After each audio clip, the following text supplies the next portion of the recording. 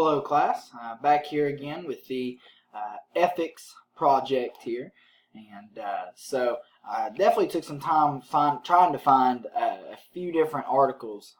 This section is pretty enjoyable because it's something that has become a big problem today, and so one of the things that I found just kind of going along with some of these court cases is I think it really started to sit in how much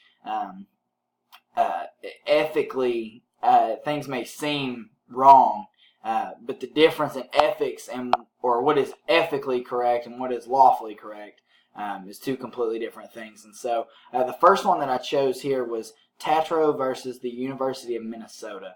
And so a little bit behind this is Amanda Tatro was an undergrad student at the University of Minnesota. And so she was studying, or she was in the mortuary science program, studying to be a funeral director. And so basically what she did, and a lot of this goes into social media. And so, of course, we know how big the impact is, especially on Facebook. It's very rare that you find individuals who do not have at least some form, whether that be Facebook, Twitter, Instagram, or some form of social media content. And so she had posted some very vulgar and, as it's been posted in other places, as an off-color remarks. And so had basically referred to, had talked about the different individuals at the morgue at the University of Minnesota. And so a fellow student saw the post. She was not friends with any of the professors, but one of the other classmates she was friends with did see it and reported it. And so basically what had happened is Tatro was charged for violating the rules prohibiting threatening conduct, as well as rules involving proper care and respect of the dead. And so again, to go on the ethic part of it, you would find it ethically wrong, or just not advised to disrespect the dead. And so that's what she had done. She had made some remarks, and I couldn't find what the remarks were, but it did talk about actually commenting on the dead bodies and what she found on the dead bodies. And so just something that many people would see as disrespectful. And so the court ruled in favor of Minnesota, basically, and you can see here in the article, it had changed her grade in the lab course from a C+ to an F, and had basically put her on probation for the remainder of her undergraduate career. So and so basically what had happened, and I found this article very interesting, so the reason I started with this one is the court actually ruled in favor of Minnesota University as she violated the mortuary science program's guideline rules. But it does say down near the bottom here that, where was it? So Minnesota, or the ACLU of Minnesota, was disappointed in the Minnesota Supreme Court decision in this case. So basically they ended up coming back and saying that the University of Minnesota should not have actually ruled, or should not have won that case. And so it's very interesting, but it says, that Tatro still should not have been punished, that the First Amendment should have protected her speech. And so, again, just something to have saved the University of Minnesota on that one is as disrespectful as that may have been for her to discuss the dead bodies. No, it never said anything about pictures being posted or anything along those sorts. So, it's something that, again, we see as ethically wrong, but something that the law ruled or stated later that it should have ruled in favor of Tatro. And so kind of moving on to the next one. The next one really got me a little frustrated. Again, another one where an individual who did a lot of things ethically wrong, but still the court ruled in favor of him. So this one was Yeason versus Durham. And so Navid Yeason was an individual at Kansas University and and here in the background it talks a little bit about basically he had had an altercation with his ex-girlfriend.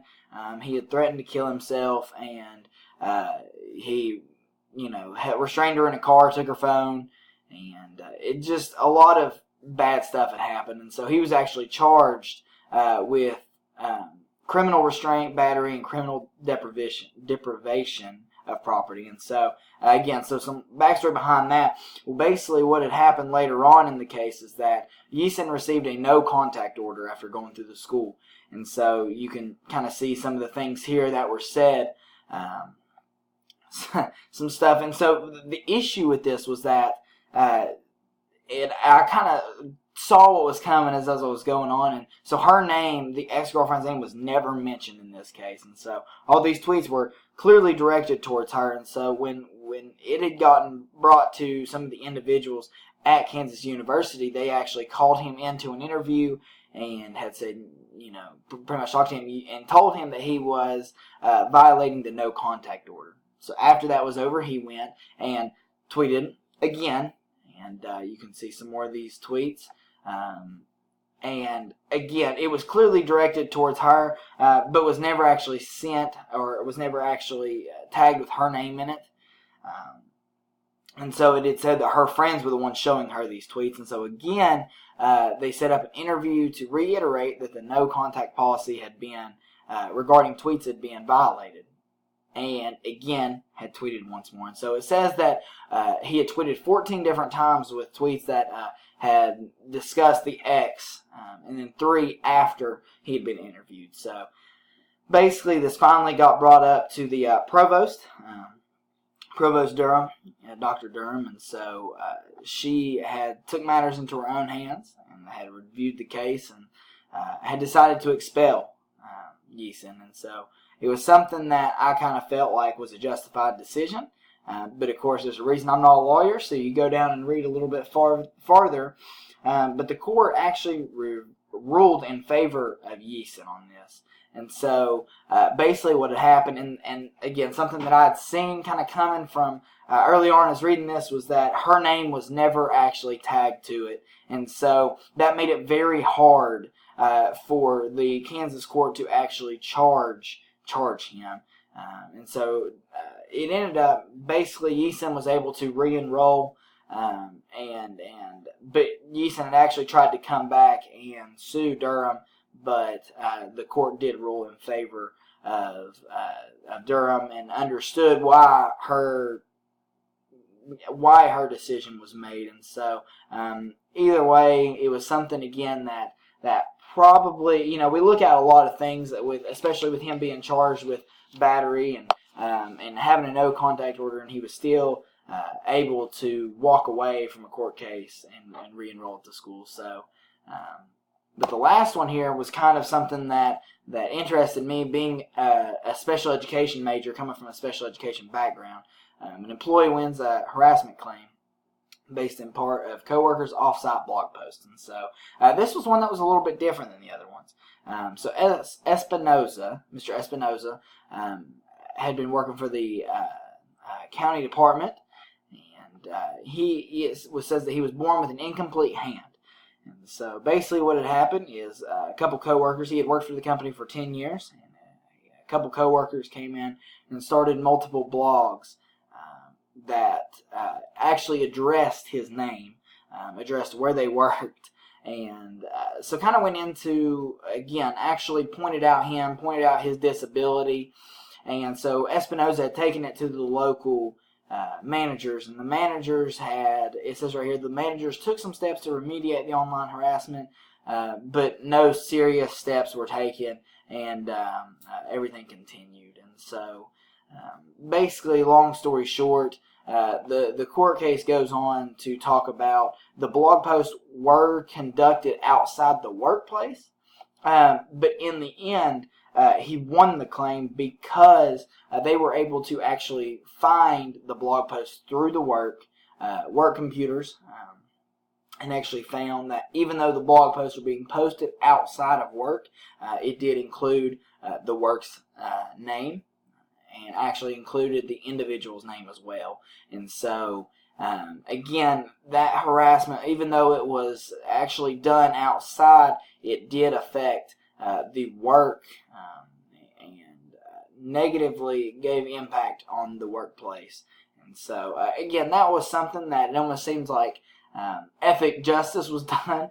But again, I think that those are the 3 articles that I chose to go with. And so it is interesting to see that just because individuals are doing something that a lot of us see as ethically wrong, they're not charged lawfully. And so, again, that's why I think this ethical module is very interesting, because we find that a lot of times you can't, and especially be hard to be a lawyer knowing that you can't let your personal feelings on an issue come into play with what is lawfully correct. So again, those are the 3 articles that I chose, and I think the one thing that I've learned after these, that I would advise to individuals is, again, you can't look at what we refer to as ethically correct. It really has to come down to what is lawfully correct. And so, in a lot of issues that we kind of learn is if individuals' names are not being used directly through social media or through other instances, a lot of times there's going to be fight against actually proving that they're talking about one individual. So, again, it really takes talking to the right people to understand. You can't just go based off of personal feelings on an issue and trying to make rash decisions. So again, those are the 3 articles I chose, and that is my ethics project, and I hope you all enjoyed.